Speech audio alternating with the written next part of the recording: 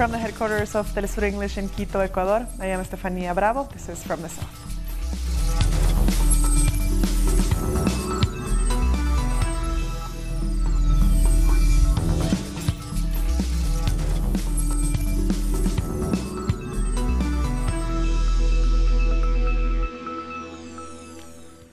Venezuela's President Nicolas Maduro has received diplomatic personnel returning from the United States. During the meeting, President Maduro said that his message to the U.S. has always been dialogue and non-interventionism towards Venezuela, but Washington's response has always been aggression. He was also clear that Venezuela will never allow foreign intervention or impositions from anyone. Many things have happened since the moment Donald Trump took office in the White House in January 2017, but we have always sent them the same message, asking for dialogue, respect, understanding, non-interference, just this one message. And I can say that the response has always been the same, degrading and aggressive. Maduro also spoke about the latest round of sanctions imposed by the U.S., this time against state-owned oil company PDVSA. At PDVSA, we're already working on taking actions. For PDVSA, state oil company, we decided that we will take every legal, political, technical, commercial actions possible to defend Venezuela's interest in the United States. And in our homeland, we will give the necessary simultaneous and convincing response to defend Venezuela's interest. U.S. Secretary of Treasury Steven Mnuchin announced the sanctions during a press conference in the White House in a bid to put more pressure on the government of Maduro. Today, Treasury took action against Venezuela's state-owned oil company, PDVSA, to help prevent the further diversion of Venezuela's assets by former President Maduro. The United States is holding accountable those responsible for Venezuela's tragic decline. We will continue to use all of our diplomatic and economic tools to support interim President Guaido, the National Assembly, and the Venezuelan people's efforts to restore their democracy. And the U.S. threats against Venezuela are also going further. Questioned by a journalist, the U.S. National Security Advisor John Bolton has not disregarded any other possible intervention in the country. Look, the President has made it very clear on this matter that all options are on the table. But earlier, Venezuela's Foreign Affairs Minister Jorge Arreaza said they are moving ahead with plans to set up a Bureau of Mutual Interest to replace the U.S. Embassy in Caracas. In a press conference, Arreaza said that their interest is to open a common channel of dialogue, which could be achieved with the Mutual Interest Bureau.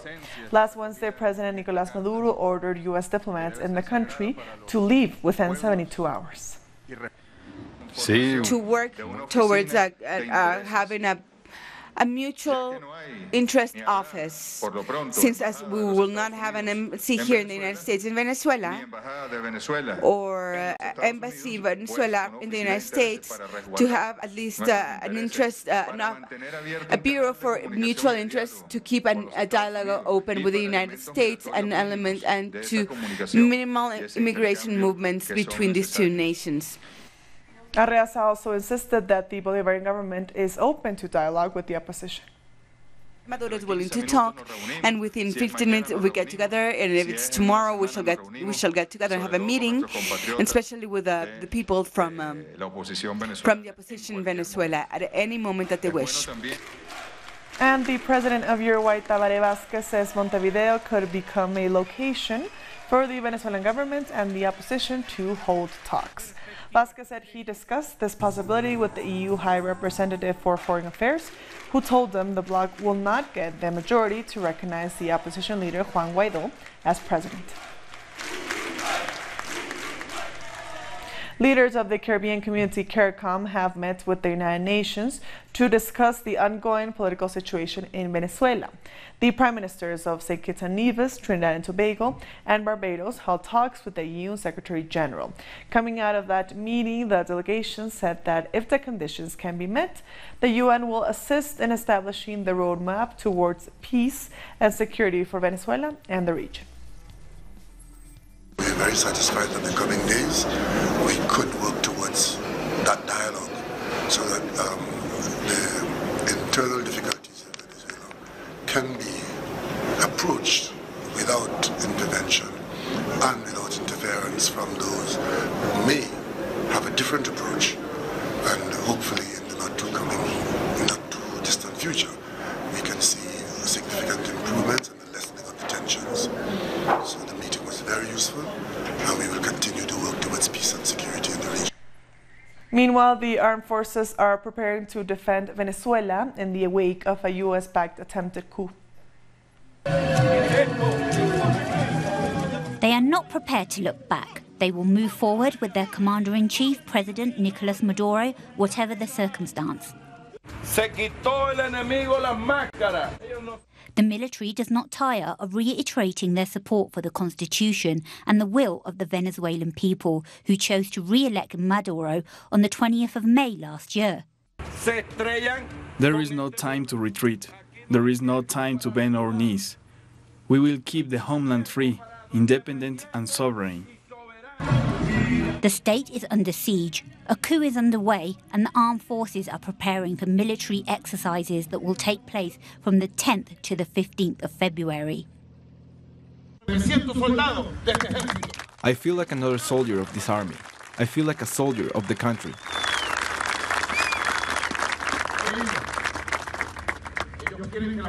They want the army to take part in the coup. Will you? Or do you follow the Constitution? Are you pro-imperialism? Or are you anti-imperialism? Never traitors, always loyal. The opposition of Juan Guaido, the self-proclaimed interim president, calls on the military daily to rebel and support the coup. I'm talking to you, Venezuelan soldier. This is the time to be on the side of the Constitution. It's not the time to back up. It's not the time to disrespect the Venezuelan people. Soldier of this country, today I give you an order. So far, that order has been disobeyed. A leaflet titled Amnesty Law was distributed. In it, the opposition gives soldiers and police officers assurances of a pardon.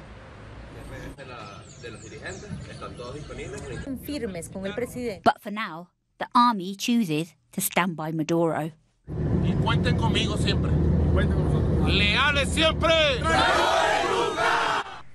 Hundreds of Turkish students have gathered in Istanbul to show their support to the Venezuelan government.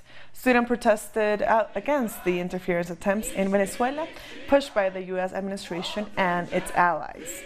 Demonstrators also showed their support for President Nicolas Maduro and his stand against imperialism. There were elections held and Maduro won and is in power. And even though he won, the U.S. decided to acknowledge the government of Parliament President Guaido, who is currently making a coup. It shows clearly that the U.S. wants to take the land that belongs to Venezuelan people and that they decide themselves who rules Venezuela.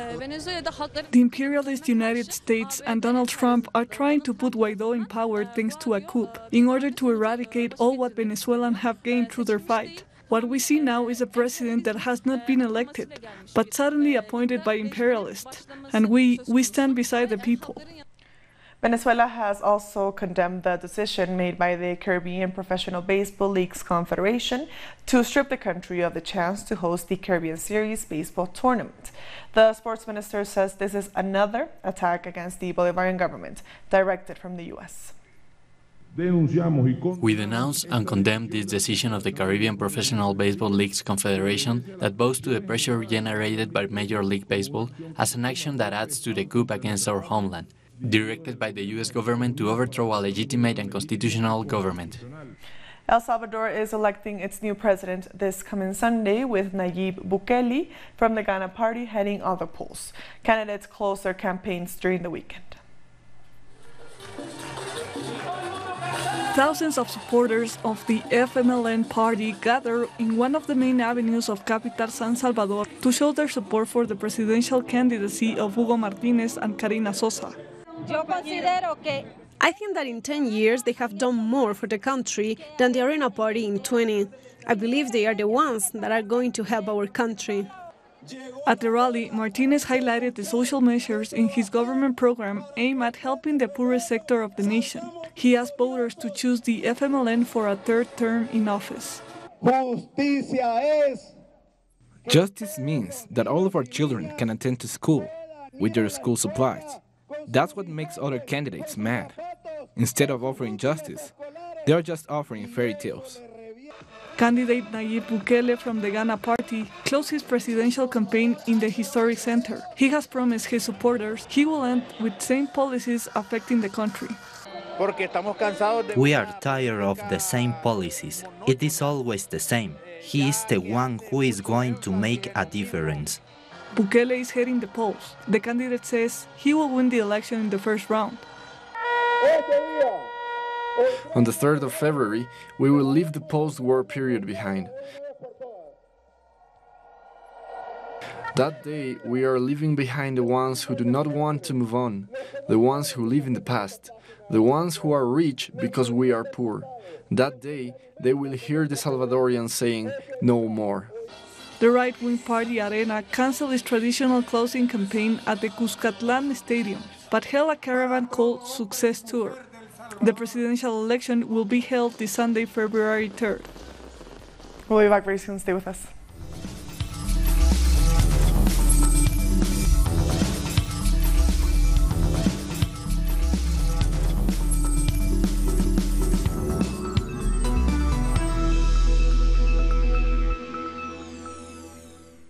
Welcome back. Bolivia has held its first presidential primaries over the weekend, nominating a set of candidates to run for the presidency for the upcoming October general election. Bolivia has joined a group of countries that hold primary elections. This is the first time members of political parties have voted who they choose as a candidate for presidency and vice presidency. We started organizing from 6 in the morning and opened the polls at 8. It has been a very quiet day. On average, members from 4 different political parties came to vote. The day went very quietly. Members of different political parties came and cast their vote. The Supreme Electoral Court has also reported that the primaries went peacefully among different political parties, with a great number of people qualifying for electoral seats.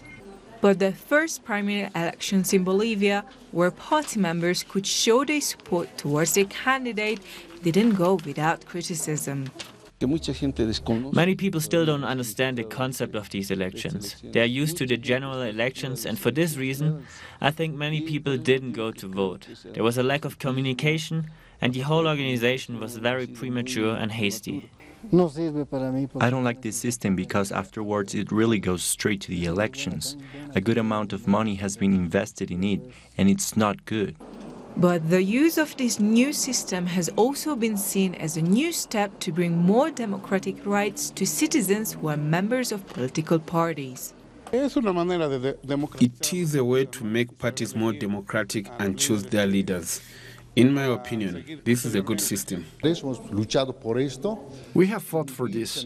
Not participating in the primaries would be taking a step back from everything we have achieved so far. Missing an opportunity to practice democracy would be wrong. The Organization of American States and the Inter-American Union of Electoral Organizations sent 20 experts to monitor the first primary elections in Bolivia. All the 9 parties that participated have confirmed their presidential and vice presidential candidates for the upcoming general elections in October. People have gathered outside the offices of Brazilian mining company Vale to protest the death of at least 60 people in a dam collapse. Angered victims' families, activists, and politicians held signs reading, "It was not an accident, it was a crime." 300 people are still missing, and authorities say that it is unlikely that any would be found alive. Brazil's top prosecutor said the company should be held responsible and criminally prosecuted.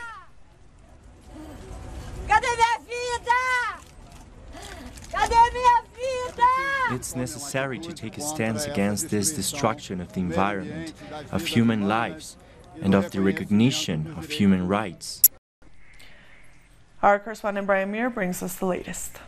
As search and rescue efforts continue in Brumadinho, Minas Gerais, the MAM social movement, which fights for sovereignty and autonomy over the Brazilian mining industry, is attributing this massive environmental crime to the federal government's relaxation of regulations last year, enabling mining companies to expand their activities. And as a result, it seems that this is not the only place where mining capacities have been overloaded, because on the 27th, the civil defense team evacuated an additional 24,000 people from areas adjacent to the disaster zone, saying that there's a second dam in the area, also owned by Valley Mining Corporation, which is also at risk of bursting. And subsequently, they gave out some contradictory information, and the local residents are very worried and confused at the moment about how big this risk actually is. Meanwhile, Brazilian President Jair Bolsonaro took the opportunity of this disaster to reach out to Benjamin Netanyahu and invite the Israeli military into the disaster zone. So on January 28th, 136 Israeli soldiers arrived in the area with a lot of modern surveillance equipment for locating cell phones. And this move has been criticized by a lot of people in Brazil because, first of all, it seems like an expansion of Israeli President Benjamin Netanyahu's reaching out to far-right governments around the world. It's not clear why the Israeli military is needed when there's 300,000 Brazilian military, many of whom have even more experience working in mudslide and building collapse situations, in part because of their work in Haiti after the 2010 earthquake. We thank Brian for that report. And moving on, the president of Ecuador, Lenín Moreno, has intensified security measures against Venezuelans in spite of people taking a stand against xenophobia. Our correspondent in Quito, Denise Herrera, has more. René left Venezuela last year to go to Colombia, where he faced xenophobia. After facing several incidents of xenophobia, he decided to move to Ecuador, along with a group of 12 people in a hub to find new opportunity. However, xenophobia found him again in Ecuador. With all that happened, everything changed. There's no one here. 4 buses left to the frontier with Rumichaca. Everybody left because of xenophobia. Many people suffered attacks. Their clothes were burned. They were left with nothing. Recently, a brutal femicide took place in the city of Ibarra, north of the country in Imbabura province. The perpetrator was a Venezuelan. In response, Ecuadorian President Lenín Moreno implemented new security measures against Venezuelan migrants. His decision has been criticized by a number of feminist organizations, Venezuelans living in Ecuador, and Ecuadorians who say the measures have contributed to xenophobia. I got trapped in the middle of the confrontation. I need to leave this country with my daughter. I don't feel safe here. I'm not happy. I can't sleep. But there is nothing I can do except for saying thank you and move on. Meanwhile, the message of campaigns against xenophobia and violence against women is still one of peace. The corner where Diana, the victim of femicide, was killed is now decorated with flowers and banners in honor of her memory. The nationality of a criminal doesn't matter. We are not responsible for the action of the murderer. There are criminals from Peru, Bolivia, Ecuador. That is not the point. What happened in Ibarra was really sad. Families with kids were attacked, and there are good and bad people everywhere. The government of Ecuador has confirmed that the new security measures are in progress. Despite the backlash, Venezuelans are also leaving Otavalo, another city of Imbabura province where xenophobia and discrimination has been reported. This is something new for us. I wanted to go to Peru, but it was hard to get further from Venezuela, so I decided to stay in Otavalo and keep fighting for my future. One of the solutions the Bolivarian government of Venezuela has offered in response to xenophobia against Venezuelans abroad is the Return to Homeland Plan. The plan assists suffering Venezuelans to return to their home with the help of the Venezuelan government. From Ecuador, more than 2,000 citizens have been repatriated under the plan. Denise Herrera, Telesur, Ecuador. Central American migrants near the Mexico-U.S. border are considering their options as Washington prepares to start sending asylum seekers back to Mexico. Under a U.S. policy announced on December, the country will return non-Mexican migrants to Mexico, where their asylum requests are processing in the U.S. The migrants who haven't crossed the border yet are considering their alternatives, including asking for permission to work in Mexico. If I were to go to the United States, it would be with a number. Now, when migrants realize asylum seekers are being returned to Mexico or to other countries like Guatemala or Honduras, when they hear this, my advice would be for them to wait. There needs to be time so things can be resolved. If we get work, we can work here, just like on the other side. We can work here.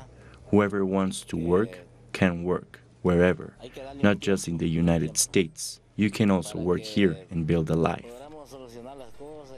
At least 10 people have been killed in a shooting between two groups of community policing in Mexico. According to the government spokesperson, 2 other people were injured. The confrontation took place in the municipality of Chilapa in the state of Guerrero, one of the most violent places in the country due to drug cartels. 13 people have died and another 34 were injured after a building collapsed during a wedding in Peru. A wall at the hotel where the wedding took place burst to heavy rains, bringing the whole roof down on the celebrating guests. Relatives of the victims are demanding justice. They want to know why the hotel continued operating when it had already been shut down twice before. The hotel had been shut down twice. How did authorities allow the premises to continue operating? We only want justice to be served, and that this is not left unpunished. January 28th marks the official opening of the International Year of Indigenous Languages. The goal set by the UNESCO was to promote and protect these ancestral languages. It is estimated that there are around 6,700 indigenous languages in the world, but 40% of them are at risk of disappearing. Protecting these languages is key to maintain the culture of indigenous communities. We'll be back very soon. Stay with us.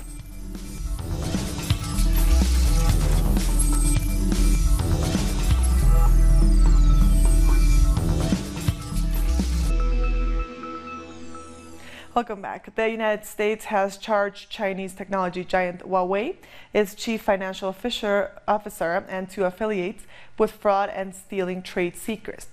The Department of Justice said Huawei has been indicted on 13 criminal counts. It claims that the technology giant misled a global bank and U.S. authorities about its relationship with the subsidiaries Skycom Tech and Huawei Device USA Inc. in order to conduct businesses in Iran. Good-looking crew. We have to carefully consider the risks that companies like Huawei pose if we're going to allow them into our telecommunications infrastructure. Today's charges serve as a warning that the FBI does not and will not tolerate businesses that violate our laws, obstruct our justice, and jeopardize our national security. Cameroon's main opposition leader, Maurice Kamto, has reportedly been arrested. Even though the government has yet to comment on the development, it is largely believed that the arrest is linked to his participation in anti-government protests over the weekend. Kamto has been taken to an unknown destination, according to his lawyer. Four members of an anti-terrorism unit have been killed in an ambush by militants in northern Burkina Faso. The attack came a few hours after 10 civilians were killed by unidentified gunmen in the same area. Once seen as one of the safest countries in West Africa, Burkina Faso has witnessed a rise in attacks against civilians and soldiers by Al-Qaeda-linked insurgents. Syria's government has signed a long-term economic cooperation deal with Iran. The country's prime minister announced this at a media conference with the visiting Iranian vice president. The agreement covers the industrial, agricultural, service, infrastructure, and energy sectors, among others. Syria is very serious in offering many facilities for investment and reconstruction in Syria to friends in private and public Iranian companies. And with that story, we've come to the end of this news brief. These and other stories, as always, find them on our website at telesurenglish.net. And also join us on social media. We're on Facebook, on Twitter, and on Instagram for Telesur English. I am Estefania Bravo. Thank you for watching.